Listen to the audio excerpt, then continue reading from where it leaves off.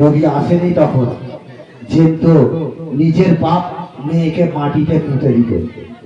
কত বড় ব্যাপার বলো তো, আজকে তো সামান্য ব্যাপার দেখছি, তাই না? তাই সেই কথা আমি আজকে তুলে ধরবো, নবী আসার আগে কি ঘটনা ঘটেছিল। শোনো শোনো সবাই জাহেলিয়াতের যুগের ঘটনা, মানুষের শান্তি ছিল না, চলতো জগতে জুলুম বিচার, চলতো জগতে জুলুম বিচার। শোনো শোনো সবাই জাহেলিয়াতের যুগের ঘটনা, মানুষের শান্তি ছিল না, চলতো জগতে জুলুম বিচার, চলতো জগতে জুলুম বিচার।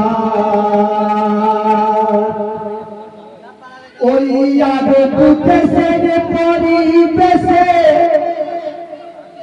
ওই আরব দেশের পরিবেশে ছিল এমন জাতি, তাদের মোরলরা সব করত জুলুম, করবে দুঃখীর প্রতি। মন করা আর ধর্ম আর মন করা সব নীতি, খুব ধর্ষণ রাগাজারি করত দিবারাতি। নারীদের নিরাপত্তা বলে কিছুই ছিল না, নারীদের নিরাপত্তা বলে কিছুই ছিল না, নারীরা রেহাই পেত না, নারীদের ছিল না কিছুই বলার অধিকার, নারীদের ছিল না কিছু বলার অধিকার।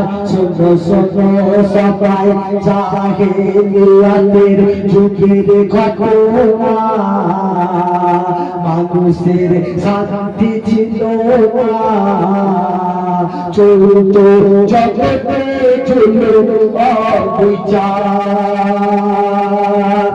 আর সেই যুগে কোন পুরুষ মানুষ যখন মারা যেত আর কোন বাচ্চা ছেলে যখন জন্ম নিত তখন হতো, শুনবে একটু বন্ধু সহকারে। এই ভাই যারা উঠে যাচ্ছে তাদের বলছি,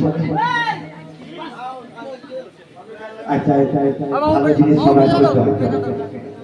কোন পুরুষ মানুষ মারা গেলে সেই জগতে কি হতো শোনো, কোন পুরুষ মানুষ মারা গেলে সবাই জমা হতো, স্বামীর চিতাই জ্যান্ত বিধবাকে ফেলে দিত।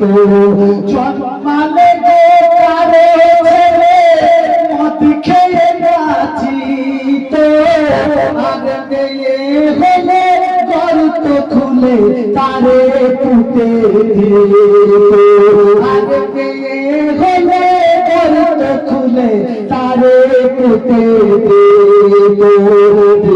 ইসলাম প্রচার হলো নবীজি করল ঘোষণা, এ জুলুম চলতে দেব না, মর্যাদা খোদা দিয়েছে সবার, মর্যাদা খোদা দিয়েছে সবার।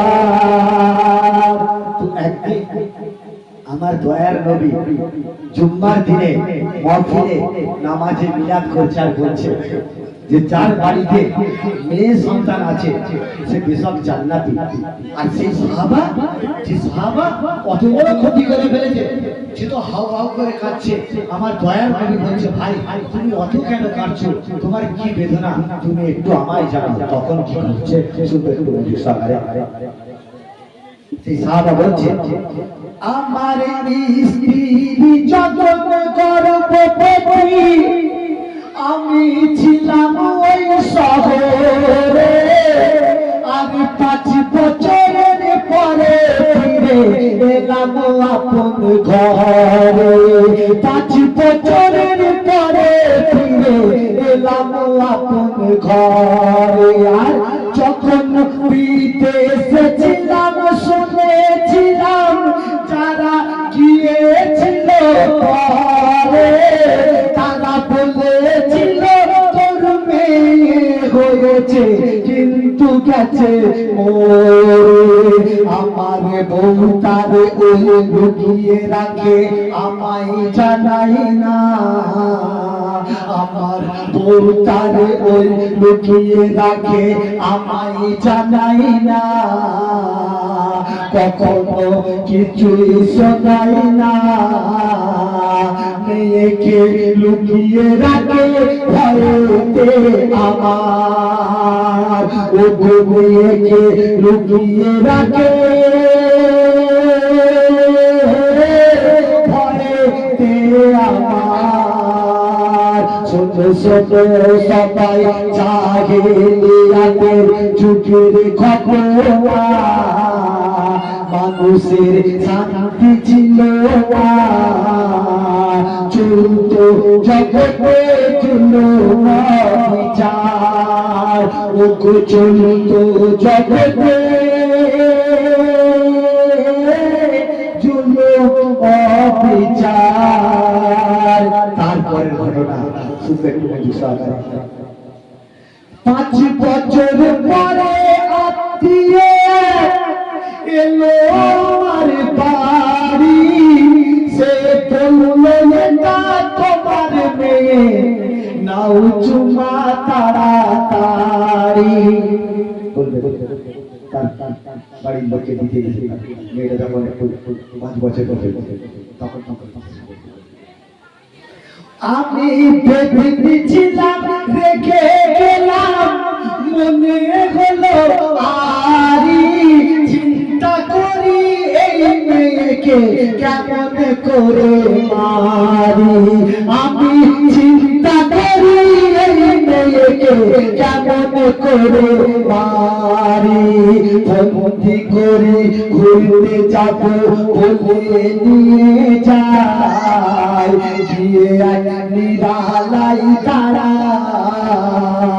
বন্দি করে ঘুরতে যাব বলে নিয়ে যাই, গিয়ে নিরালাই দাঁড়াই। ওই মেয়ে বলে ওই মেয়ে বলে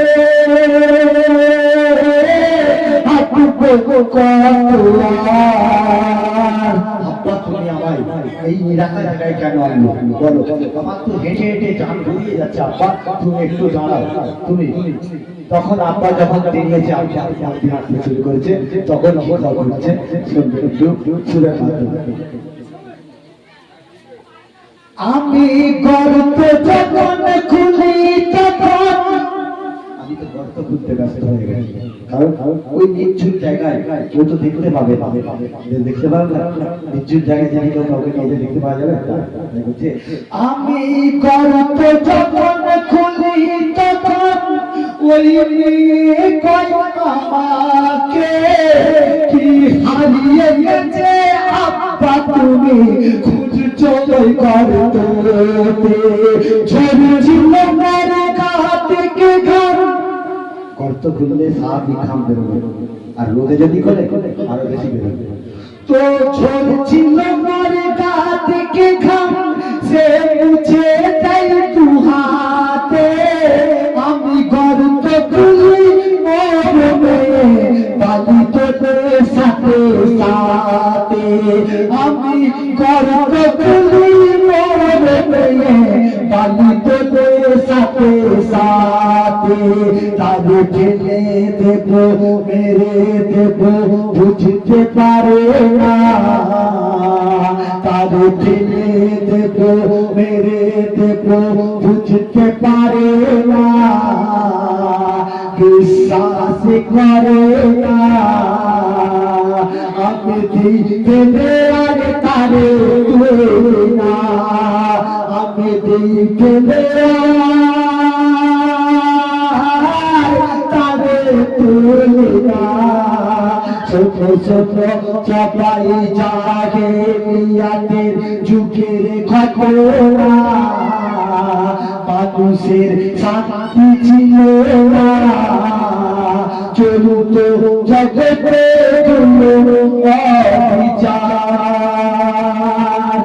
শেষ কথা আমার কবি সেই আবু দারদা যে সাহাবা সে তো কবর দিয়েছিল তো আমার নবী যখন সব বিচার করে দেখলো আমার নবী যখন সে সাহাবা কি বললো শুনবে একটু